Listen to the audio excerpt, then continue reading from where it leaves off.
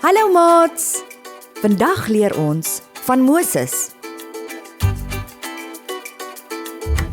Moses lei sy volk. Daar is 10 plaae in Egipte. Die koning is baie bang en sê, Moses, jy en jou mense kan maar gaan. Moses is baie dankbaar en weet dat dit nou die regte tyd is om te trek. Moses is vasberade en hy lei sy volk deur die Rietsee en oor die warm woestyn. Moses is 'n goeie leier.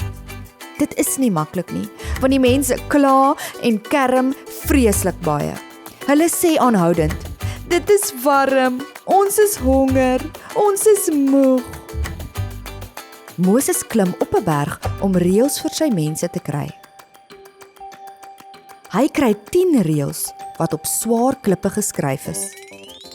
Die reëls help om die Israeliete veilig te hou. Hulle trek verder en eet kwartels en manna. Dit proe heerlik en daar is altyd genoeg vir almal om te eet. Arme Moses is te oud om die hele pad saam te stap. Die Israeliete trek vir 40 jaar deur die dorre woestyn, totdat hulle uiteindelik by hulle nuwe huis aankom. Sjoe, dit was omtrent 'n lang tog. Kom ons kyk na hierdie woorde.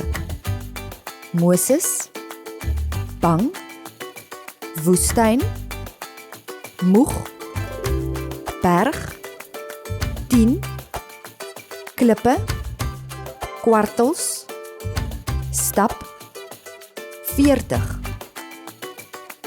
Bye maats, kom kuier weer by ons hier in Ligland.